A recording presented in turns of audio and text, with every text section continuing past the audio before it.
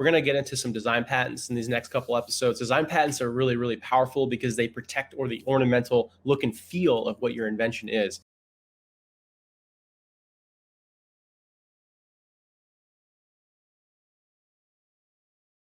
So you're going to find a lot of companies, a lot of that sell, for example, even household items, fashion brands, all kinds of companies have design patents because not only are their looks distinctive and being able to protect the ornamental features valuable, they're also easier and quicker to get because there's less prosecution generally involved. Design patents tend to be a lot easier to actually obtain. Now, one will argue that the coverage and the strength of it isn't going to be as powerful as a utility patent, but still design patents are extremely valuable. So why don't we start off with just looking up first how you actually find design patents. So I'm going to go ahead and I'm going to go to uspto.gov, and then I'm going to go to menu, and then I'm going to click on patents, and I'm going to click search patents. Actually, patents home, and then I'm going to go to search patents. And what I want to do is I want to search for issued patents. So I'm going to click the advanced search. So this video is going to show you guys how to do advanced searches to find design patents. Now, the trick with design patents, if you want to find a design patent, all you have to do is use the code APT/4. So APT/4, and that will give you all searches that are design patents. So then you just do and then you can do by applicant name, and then we'll do Procter & Gamble. Let's see what we find. So when we do this, we're going to see there's a ton, 578 trademarks to the applicant name having Procter & Gamble in the name. So as you can see, let's look at a couple of these. So let's look at a cap for beauty care products, for example. As you can see, they recently just got this September 1st. If you click full pages on the far left, it'll actually take you to the full page patent. By the way, you can download these if you want. All you do is right click, and then you can save it as a PDF. So one thing for design patents, you have to show all the views in order to obtain a design patent. So the top, bottom, left side, right side, plan view, isometrics, all the views that you possibly can show, I recommend you show. Generally, dashed lines aren't claimed as features of the design. So as you can see, this is a cap, right? So this portion down here is going to be the bottle portion. And if we go up and look at, for example, figure 47, I'm guessing it's probably going to say that the dashed lines are not claimed as features of the mark. See, here we go. The broken lines are shown for the purpose of illustrating the article as well as the environmental subject matter, right, of an exemplary bottle. So those dashed lines were the actual bottle, right? So that they're not claiming that. They're just claiming the actual cap that fits on the bottle. So one cool thing and one fun exercise is to try to identify the underlying product that is actually covered by this design patent. Let's see what else we can find for Procter & Gamble. Again, you're going to see a lot of household items here. Air freshener cartridges, for example. If you just click, again, all you do is click on images. We can see this issued on August 25, 2020. See? And then you click full pages. Don't forget to click full pages. That way you can see all the figures. Again, here you see these broken lines, and we can see here, broken lines form no part of the claim, right? So design patent has one and only one claim, and it's generally always the ornamental design for, and then it's the actual device or structure that they're claiming the design of. So generally, you're going to find the same formula for all design patents. Let's see what else we can find. So absorbent article. What's that? Let's see. A towel? Here we go.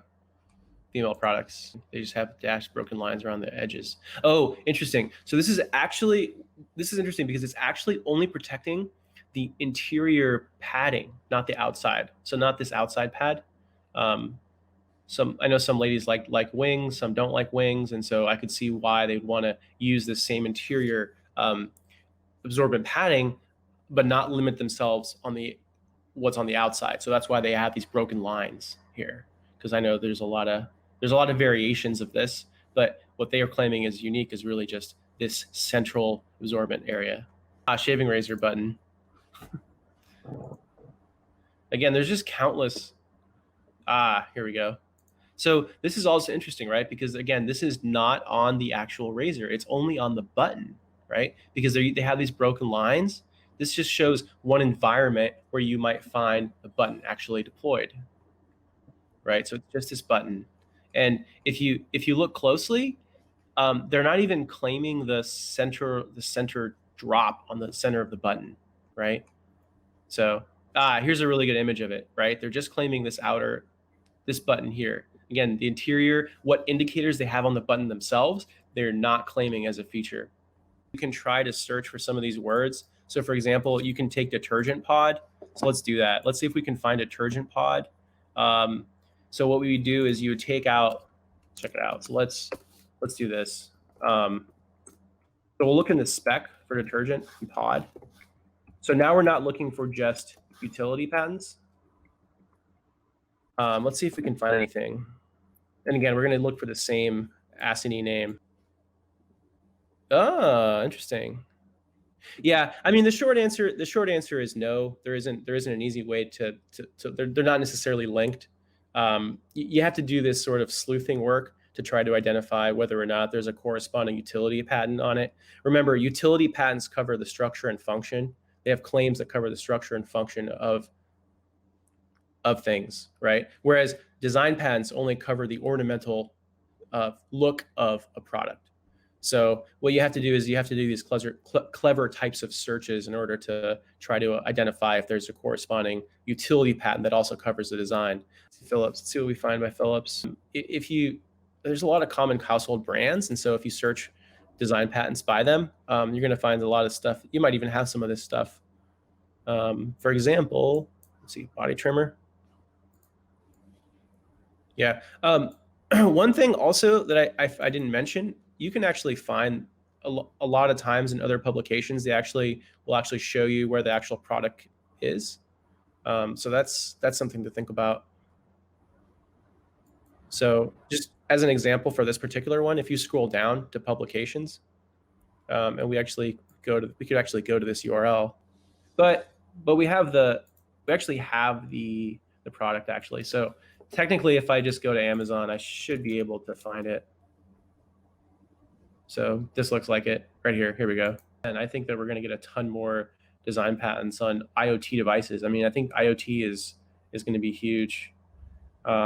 But I think what we're going to see is that it's going to be a lot of the packaging, a lot of the outer features that are going to be protected by the design, and then the utility patents are going to be applied for the interior, for the inside, for how they operate, for the electronics, for also how the internal electronics operate with other household devices or with your mobile phone, your computers.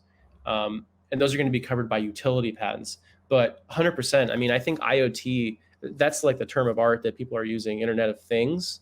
And Internet of Things utility and design patents are 100% blowing up. I mean, everything is being smartified or connected to the network somehow. Dishwashers, refrigerators. I mean, all kinds of. TVs have been for a while already connected to Wi-Fi. So yeah, I think that's absolutely true, in that they're definitely going to be affecting the IP landscape and patent landscape. But yeah, I mean, I think that's the age-old formula. So the look of something, we'll just protect it with the design, and then we'll also file a utility patent to cover what it does, how it works, and the internal structure of it. This is also a really, really interesting question, because not only would you be encouraged to do that, but if you try to put all your functional pieces into one patent application, the patent office is more than likely going to require you to separate out those different functional features into different patents, especially if they're unrelated. So for example, if you have the iRobot example, if you had a utility patent that covered how to make it, how to actually put it together, how to assemble it, and then you also wanted to put in that same patent how it operates, how it interfaces with the user, and how the electronics operate, for example, those actually, you could theoretically put them in one application, but once you try to claim them, more than likely, the examiner is going to require you to what's called restrict the claims into different patent applications. This is called restriction practice, and the reason why is probably, as you can tell, these functional elements require a lot of searching, and so to avoid the examiner having to do all this huge search on all these different functional elements, they restrict your claims into different applications. That way they can tackle each functional element in a separate application and do a thorough search for each of the applications. So yeah, that's an awesome question, because the short answer is yes, and it's a good idea to do so also because if you have resources, you can actually develop a larger patent portfolio by filing more patent applications. So it's a really good idea if you can. I would definitely encourage you guys to file multiple patents on different functional aspects of your invention if you can. Yes, exactly. That's true for both. Uh, that's true for both utility and design patents. However, I will say utility patents have to publish 18 months after filing. So just let's think about that. So let's say I have a really cool idea for a new way of making a coffee mug. Let's just say, but Victoria has the same idea. But Victoria is like, you know what? I'm not going to wait. I'm going to file right away. But I'm like, no, I'm going to wait a little bit. So I wait like 2 or 3 months, and Victoria gets it in before me. She'll have filed before me. So and I wouldn't know, that Victoria filed, because it won't be until a year and a half that it actually becomes public. And even then, I'm going to actually have to find it, right? And I have to do that searching. So yes, that is true. They are hidden from the public. So someone might have a pending application that nobody knows about, and then if you file what's called a non-publication request, which you can do to prevent your patent application from ever publishing, then the public won't actually know at all until it issues as a patent. So it's kind of crazy. So it can like almost spring up on you. I think we covered a lot of really cool stuff. This was episode 47, going strong, coming at you guys every day of the week, Monday through Friday. And I look forward to seeing you tomorrow. And thank you so much for the great show.